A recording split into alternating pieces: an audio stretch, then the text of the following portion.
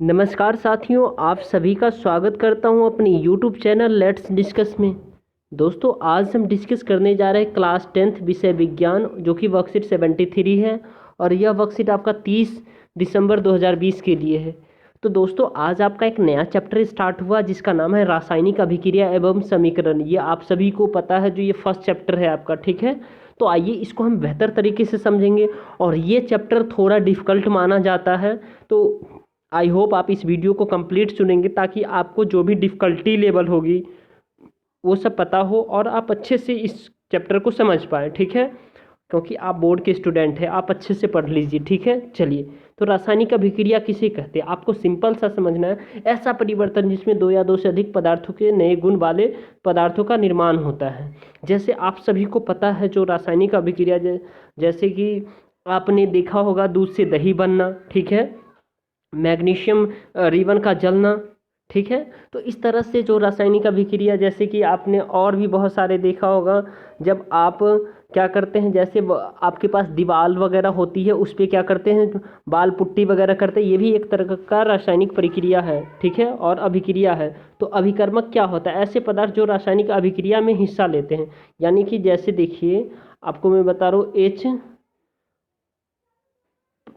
और plus H2 plus O क्या हो जाता है, ये H2 O हो जाता है। तो ये आपका जो है ना अभिकारक है और ये क्या है, अभिकारक है, ठीक है। अब देखिए, उत्पाद क्या होता है, ऐसे पदार्थ जिनका निर्माण रासायनिक अभिक्रिया में होता है। रासायनिक अभिक्रिया के उदाहरण जैसे कि अब देखिए, भोजन का पचना, ये भी रासायनिक अभिक्रिया है। श्वसन, यानी हम सांस लेते हैं, तो उसमें भी बहुत सारे ऐसे रासायनिक प्रक्रिया होती है हमारे बॉडी के अंदर, वो भी एक तरह का रासायनिक प्रक्रिया है, रासायनिक अभिक्रिया है। लोहे पर जंग लगना, आप सभी को पता है, लोहे पर जंग लग जाता है, कोरोजन होता है, ठीक है। तो उसमें क्या होता है, लोहे का वजन कम हो जाता है और उसमें ऑक्सीजन में और क्या करते हैं, वो वाटर के साथ जो है ना क्या रिएक्ट कर जाता है, ठीक है, अभिक्रिया कर जाता है। और मैग्नीशियम फीते का जलना, दही का बनना, देखिए मैंने इसे पहले बताया था ना, आ गया यहाँ पे लिखा हुआ। अब देखिए, रासायनिक अभिक्रिया के सूचक क्या क्या हो सकते हैं। तो जैसे अवस्था में परिवर्तन होता है, जैसे कि ठोस, द्रव और गैस बन सकता है। रंग में परिवर्तन हो सकता है। रंग, जैसा कि आप सभी जानते हैं कि रंग में परिवर्तन कैसे होता है किसी भी रासायनिक अभिक्रिया में, क्योंकि वो जैसे आप देखिए, जो अगर मान लीजिए जो है ना कुछ ऐसे चीज़ आपके पास है, बर्फ़ अगर पिघलता है तो उसका एक नया सा जो है ना पानी का फॉर्मेट हो जाता है, ठीक है। तापमान में परिवर्तन, टेम्परेचर में परिवर्तन और गैस का उत्सर्जन, राइट। अब देखिए, इसमें आपको ये देखना, जो रासायनिक अभिक्रिया तत्वों के प्रतीक या अभिकर्मक और उत्पादकों के रासायनिक सूत्रों द्वारा रासायनिक अभिक्रिया का निरूपण होता है। जैसे मैग्नीशियम यो वायु में जलकर मैग्नीशियम ऑक्साइड बनाता है, क्या करता है, मैग्नीशियम वायु में जल के मैग्नीशियम ऑक्साइड बनाता है। अब रासायनिक अभिक्रिया को संतुलित करना, कैसे हम कर सकते हैं रासायनिक अभिक्रिया, तो ये बहुत इंपॉर्टेंट है, आपको अच्छे से समझना है। अभिकर्मक तथा उत्पाद दोनों की तरफ आप सभी तत्वों को, परमाणु को उचित गुणांक लगाकर संतुलित करना होता है। यानी कि आप देखिए, एक जो है ना आपने देखा होगा, तराजू देखा होगा, ठीक है। इन दोनों में अगर आप ये लगा दीजिए तो दोनों साइड हमें इक्वल करना होता है, ठीक है। तो वही है, हमें दोनों साइड बराबर करना होता है। जैसे आप मार्केट से कोई कुछ खरीदते हैं, चावल खरीदते हैं, सब्जी खरीदते हैं, तो दोनों अपने जो है ना क्या करते हैं, तराजू पे बराबर करके देता है ना, उसी तरह आपको बराबर करके क्या करना है, रासायनिक अभिक्रिया को करना है, ठीक है।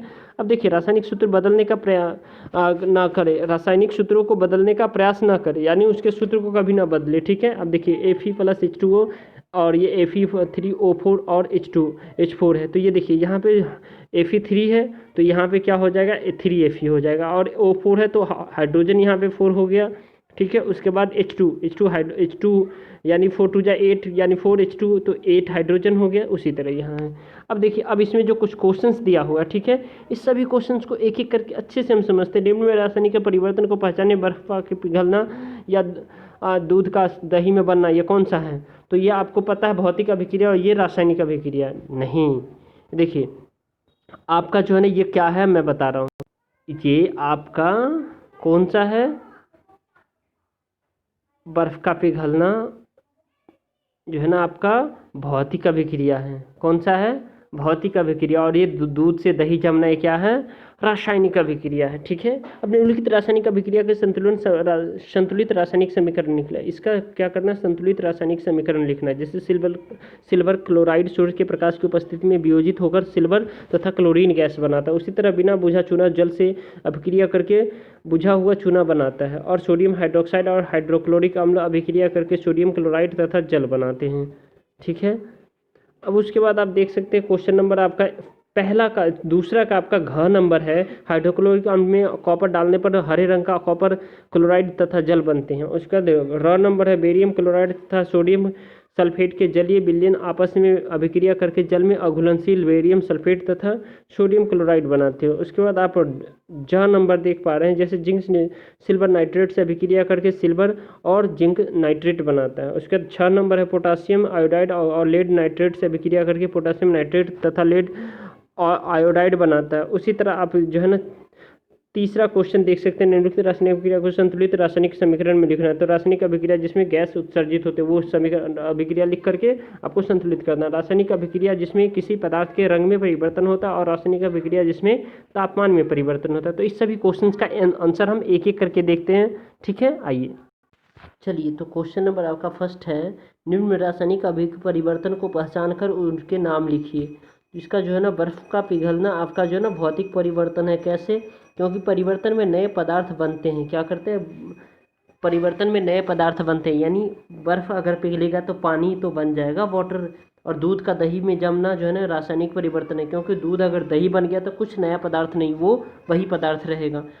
सेकेंड है, निम्न रासायनिक अभिक्रिया को संतुलित कर रासायनिक समीकरण लिखे, यानी कि सिल्वर क्लोराइड सूर्य के प्रकाश की उपस्थिति में वियोजित होकर सिल्वर तथा क्लोरीन गैस बनाते हैं। यानी ये देखिए, सिल्वर क्लोराइड AgCl2 सनलाइट, यानी सूर्य के प्रकाश की उपस्थिति में क्या कर रहे हैं, वियोजित होकर सिल्वर और क्लोरीन गैस बना रहे हैं। ठीक है, ये आपको समीकरण लिखना है। उसके बाद बिना बुझा चूना जल से अभिक्रिया करके बुझा हुआ चूना बनाता है, यानी CaO5 सॉरी ये सॉलिड है, ठोस का, अब ये गैस की अवस्था में होता है। तो ये क्या करता है, बुझा हुआ चूना अभिक्रिया करके बुझा हुआ चूना, तो ये बुझा हुआ चूना का जो है फार्मूला है, आपको इसको याद करना है। ठीक है, ये आपके एग्जाम में आते हैं ऐसे क्वेश्चन। सोडियम हाइड्रोक्साइड और हाइड्रोक्लोरिक अम्ल अभिक्रिया करके सोडियम क्लोराइड तथा जल बनाते हैं। अब जैसे देखिए, sodium hydroxide, hydrochloric acid, sodium chloride और वाटर। उसके बाद आप देख पा रहे हैं यहाँ पे तनु हाइड्रोक्लोरिक अम्ल में कॉपर डालने पर हरे रंग का कॉपर क्लोराइड तथा जल बनते हैं। तो कॉपर ऑक्साइड और हाइड्रोक्लोरिक अम्ल, तो ये कॉपर क्लोराइड और वाटर बन जाता है। ठीक है फ्रेंड्स, अगर आप हमारे चैनल पर नए हैं तो हमारे चैनल को सब्सक्राइब कर लीजिए और वीडियो को लाइक कीजिए, ताकि आपको लेटेस्ट नोटिफिकेशन मिलता रहे। ओके फ्रेंड्स, चलिए अब नेक्स्ट क्वेश्चन देखते हैं। कह रहे तनु हाइड्रोक्लोरिक, ये तो हमने देख लिया। अब देखिए, जैसे बेरियम क्लोराइड तथा सोडियम सल्फेट के जलीय विलयन आपस में अभिक्रिया करके जल में घुलनशील बेरियम सल्फेट तथा सोडियम क्लोराइड बनाते हैं। तो ये क्या होता है, देखिए ये तो कटा हुआ है। ठीक है, बेरियम क्लोराइड और उसके बाद सोडियम सल्फेट, ये क्या सोडियम सल्फेट का फार्मूला, ये क्या आपका बेरियम सल्फेट। ठीक है, और तथा ये क्या सोडियम क्लोराइड है। ठीक है, ये बनाते, इसको आपको इक्वेशन लिखना था। उसके बाद जिंक सिल्वर नाइट्रेट से अभिक्रिया करके सिल्वर और जिंक नाइट्रेट तथा लेड आयोडाइड बनाते हैं। तो ये आपको लिखना है। तो सिल्वर जिंक, यानी जिंक सिल्वर नाइट्रेट के साथ अभिक्रिया करके सिल्वर, ये क्या है सिल्वर और सिल्वर जिंक नाइट्रेट, ये क्या जिंक नाइट्रेट और सिल्वर बनाते हैं।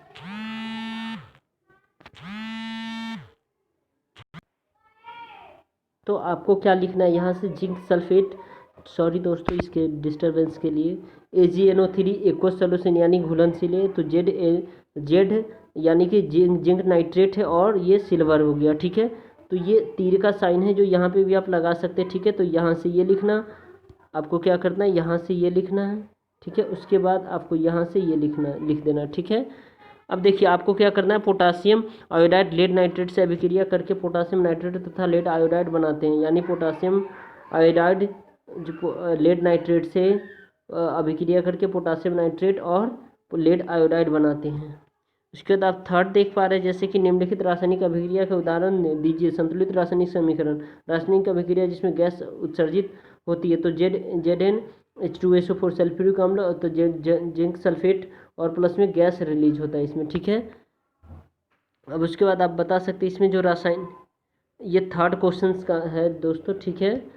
अब देखिए उसके थर्ड का ख नंबर है जो है ना, रासायनिक अभिक्रिया जिसमें किसी पदार्थ के रंग में परिवर्तन होता है, जैसे Fe और CuSO4, तो ZnSO4 और प्लस में वाटर गैस रिलीज होता है, ठीक है। इसको आपको ऐसे एज इट इज लिखना है। उसके बाद आपको रासायनिक अभिक्रिया जिसमें तापमान में परिवर्तन होता है, तो ये तापमान में जो परिवर्तन होता है ये आपको लिखा हुआ है लास्ट में, ठीक है। तो इस प्रकार से आपको जो है ना यहाँ देखिए CaO प्लस H2O और CaOH का होल 2 प्लस हीट रिलीज होता है, यानी उष्मा रिलीज होता है, ठीक है। तो इस प्रकार से आपका ये क्वेश्चन नंबर थर्ड था, थर्ड का ये यहाँ तक है। उसके बाद आपका जो है ना ये क्वेश्चन नंबर आपका जो है ना सेकेंड है, कौन सा, ये सेकेंड है आपका क्वेश्चन नंबर, यहाँ से क ख ग घ अंग ये सब है, ठीक है। उसके बाद क्वेश्चन नंबर फर्स्ट का आंसर है। आई होप आपको ये वीडियो पसंद आया होगा। ये वीडियो पसंद आया तो हमारे चैनल को लाइक कर लीजिए और हमारे चैनल को सब्सक्राइब कीजिए ताकि आपको लेटेस्ट नोटिफिकेशन मिलते रहें, ठीक है। Thank you, thanks a lot for watching.